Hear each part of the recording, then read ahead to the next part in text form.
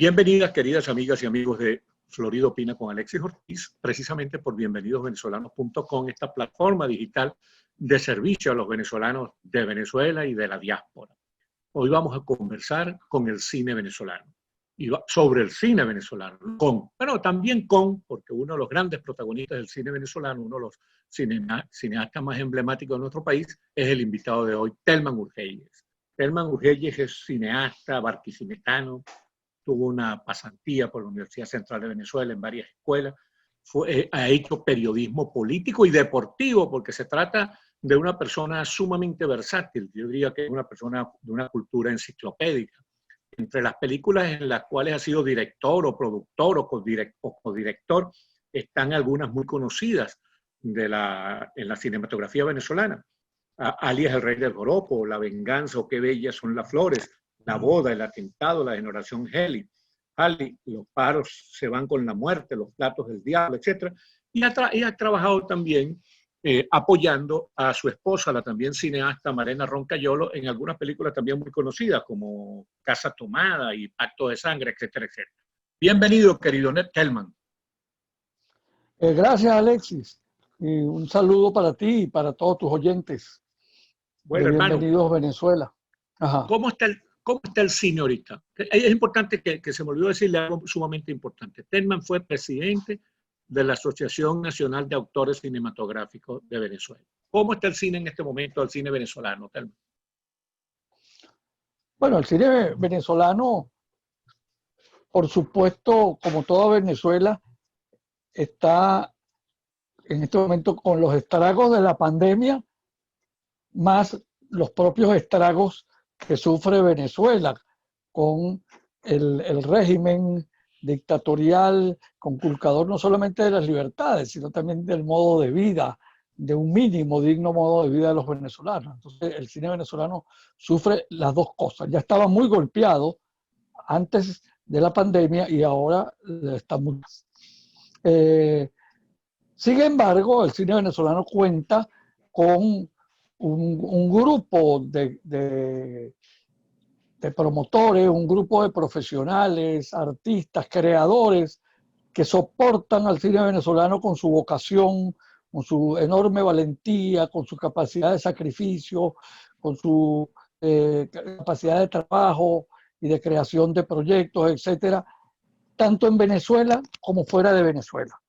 El cine venezolano vive en Venezuela a través de gente que sigue, sobre todo, difundiendo.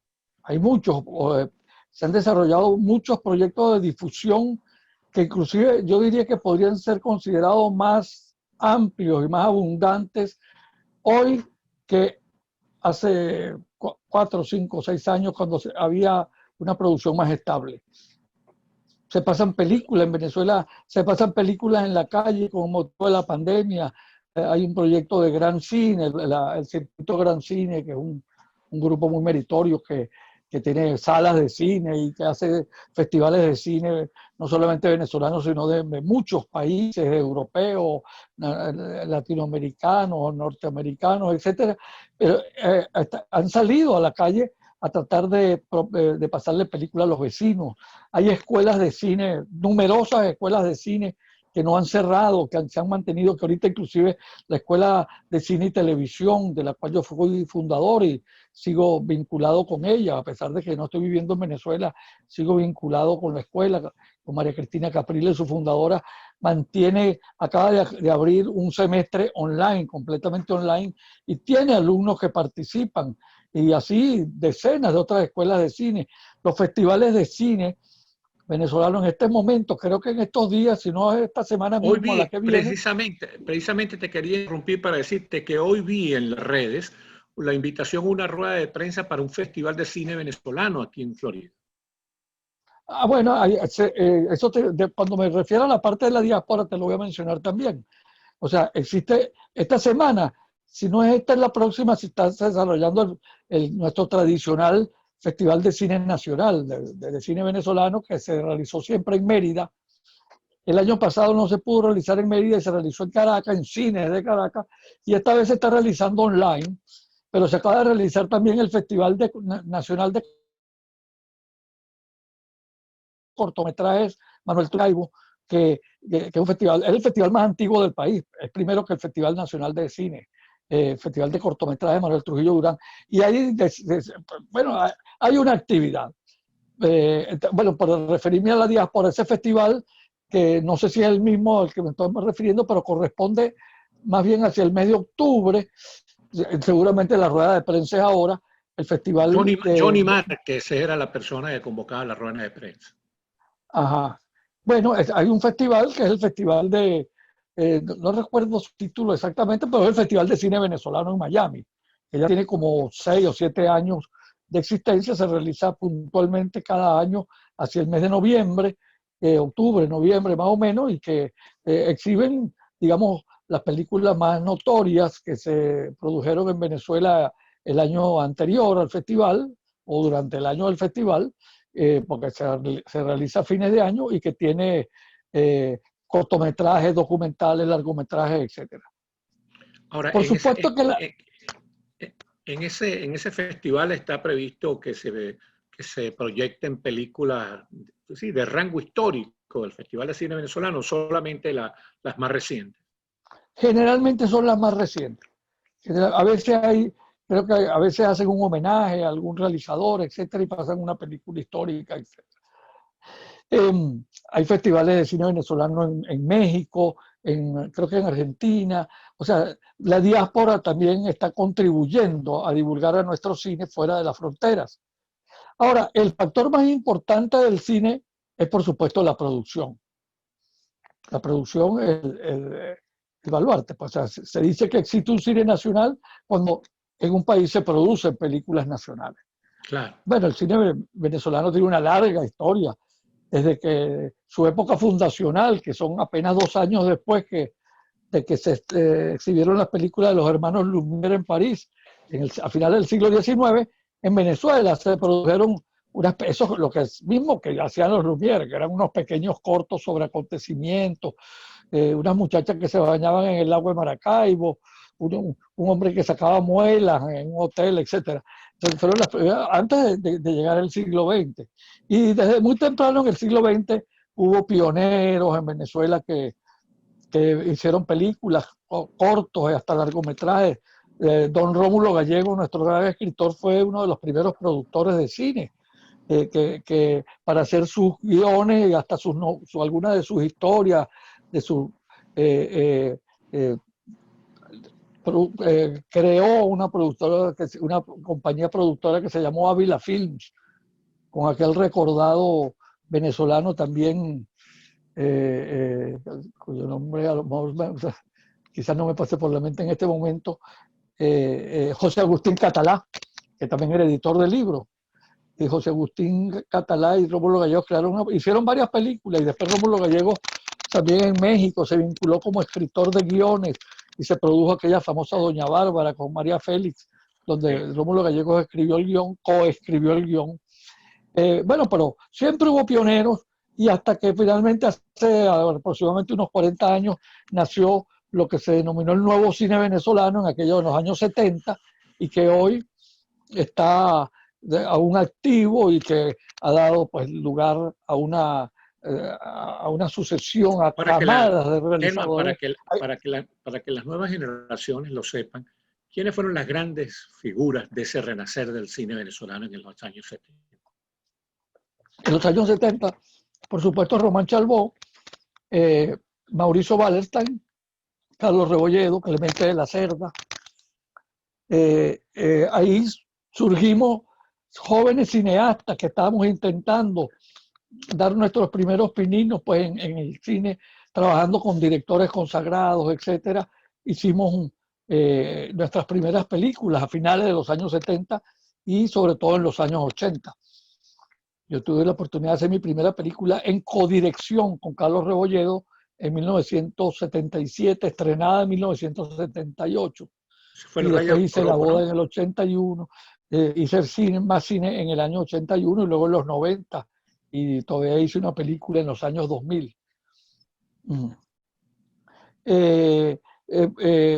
Bueno, pero te digo, varias generaciones. Yo te puedo pensar que quizá, si contamos que las generaciones en el cine pudieran ser de alrededor de 10 años, podemos estar contando con más o menos 4 generaciones, 4 camadas generacionales de cineastas que han hecho centenares de películas.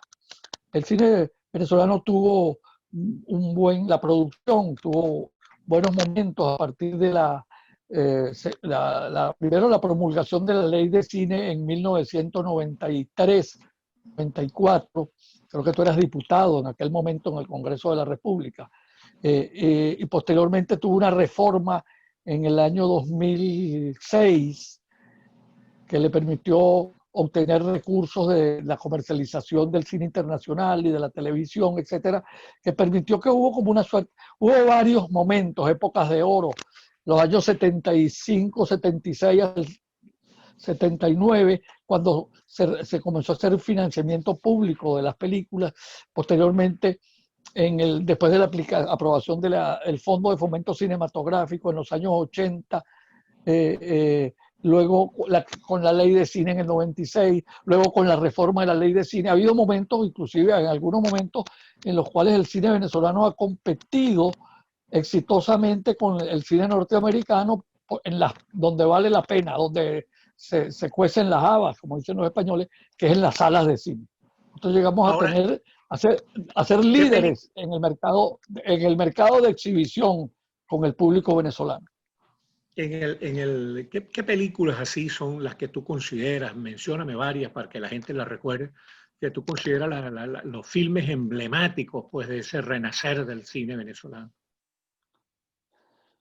Bueno, yo creo que las primeras películas, digamos, hubo 3 películas de esa primera camada que se pueden recordar: La quema de Judas, de Román Chalbaud; Crónica de un subversivo latinoamericano, de Mauricio Wallerstein; y Soy un delincuente, de Clemente de la Cerda. Posteriormente, un poco después, hicimos Rebolledo y yo, Rey del Joropo. Antonio Gerandi y Iván Feo hicieron Sagrado y Obsceno. País Portátil. País Portátil, Gerandi, perdón, y Román Chalbaud, Sagrado y Obsceno. Mauricio Wallerstein hizo, creo que la empresa Perdona un momento de locura. Son años de posteriormente, ya en los años 80 destacó mi película, no soy un modesto mencionar mi película La Boda. Oriana, de Fina Torres, fue con mucho éxito, con un importante premio en el Festival de Cannes. Hicimos en el año 85 nosotros, de las 10 películas más taquilleras del cine venezolano, en las salas de cine de Venezuela, 7 fueron venezolanas, incluidas las 5 primeras.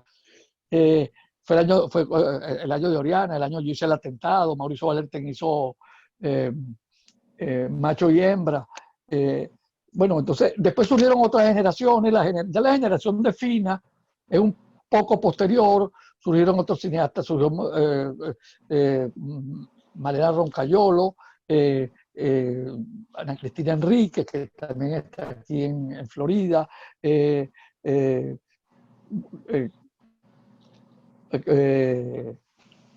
Solveig Hogenstein, que es de mi generación, que también despuntó antes, pero también hizo películas importantes en esa época. Y así pues, después surgieron la pareja Novoa, José Ramón Novoa y El Snyder, años después, ya hacia los años finales de los 90 y 2000, Mariana Rondón, una importante cineasta venezolana, Alejandro Velame, muchas mujeres, Carmen Arroche, Heike Urdaneta, muchas mujeres haciendo cine. Y de las más últimas generaciones han surgido inclusive algunos cineastas venezolanos que trabajan actualmente, intentan hacer carrera en Hollywood. ¿Como quién? Diego, perdón su nombre, que hizo la película. Recuerda que con los nombres, con la edad que tenemos nosotros, lo piramos con los nombres. El que hizo La Hora Cero. Hay algunos, el propio Joel Novoa. Hay varios, inclusive en el exterior. Hay un cineasta venezolano que hizo una película, se hizo hace apenas 2 años, el año fue prohibida en Venezuela, una película de zombies, etcétera, llamada Infección. Fue prohibida por el gobierno porque el cineasta Pedrota hacía una analogía entre esos zombies y tal y la situación política venezolana. Ha surgido un cine político. ¿Y cómo le ha ido al cine? ¿Cómo le ha ido al cine venezolano en estas 2 décadas de dictadura? Bueno, se tiene que dividir en dos. La primera parte, después que se aprobó la ley de cine en el Congreso, el Congreso que, recuerdas que en el año 2005, en las elecciones del Congreso, las elecciones parlamentarias, la oposición no participó, se abstuvo. Sí. Pero ese Congreso hasta enero del 2006. En ese Congreso se aprobó la reforma de la ley de cine por unanimidad, un consenso siempre ha habido consenso alrededor del cine en general. Hemos logrado, no solo porque los políticos lo quieran, de buena fe, de buena gana, sino que los gremios cinematográficos, sobre todo nuestra ANAC, el gremio que tú citaste, del cual yo fui presidente hace ya 30 y pico de años, han hecho una gran lucha por eso. Entonces se aprobó la reforma de la ley de cine que estableció que cuando la gente compra la entrada al cine, cuando la gente paga el cable, paga la televisión por cable, cuando las agencias de publicidad contratan cuñas de televisión, se estableció una contribución para un fondo de promoción del cine venezolano, y eso permitió a partir del 2006, 2007, una gran una inversión de dinero fresco para el cine, que permitió que se hicieran más películas y sobre todo que se hiciera una inversión en la promoción. De cada vez que se hacía una película, se destinaba, porque siempre los cineastas siempre terminábamos las películas llenos de deuda y sin dinero para pagar las copias, para pagar los afiches, los trailers, para hacer publicidad, etc. Entonces, esa inyección de recursos para la promoción también permitió, se hizo una película importante que fue muy exitosa, Hermanos, que ganó un premio en el Festival de Moscú, y que vinculada, se hicieron varias películas de oído abrazadas por el cine venezolano, Azul y no tan rosa. Sí, perdónenme los compañeros cineastas, los colegas, porque estoy citando de memoria, y entonces, pero Ahora, Telman, hay digamos, y yo creo que a partir de que, bueno, con el tobogán, que eso también tuvo que ver con los recursos petroleros, con esa riqueza, esa bonanza petrolera que disfrutó el gobierno de Chávez y que malbarató. Quiero decir que desde que se aprobó esa ley de cine, el gobierno nacional más nunca dio plata. El gobierno nacional dijo, bueno, ustedes tienen su dinero ahí. El gobierno, ellos crearon una institución llamada la Villa del Cine, y construyeron estudios y construyeron una cantidad de instalaciones, compraron equipos costosísimos, etcétera, para hacer un cine favorable al gobierno. Entonces, pero también le fracasó eso, ¿no? Bueno, no le fracasó, eso existe ahí. Hicieron varias películas, y las películas no fueron muy exitosas ninguna. Cuando contrataron cineastas, cuando ellos buscaron cineastas, por supuesto simpatizantes del gobierno, pero para que hicieran películas, las películas fueron mejores. Pero ninguna llegó a ser un éxito de público, pero incluso ni de hubo algunos que hasta se quedaron con los reales y no hicieron la película. Pero claro, ¿no? Inclusive está el famoso caso de los $2 millones que recibió el cineasta izquierdista norteamericano Danny Glover. Le dieron $2 millones para hacer una película como anticipo de 20 que iba a recibir. Iba a recibir $20 millones y le dieron 2 millones de anticipo porque él iba a hacer una película en Haití sobre un héroe de estos héroes de la... Toussaint Louverture. Toussaint Louverture, exacto. Toussaint Louverture. Y nunca ni siquiera comenzó la película ni devolvió el dinero. Eso es famoso, y también hubo otros casos, por supuesto.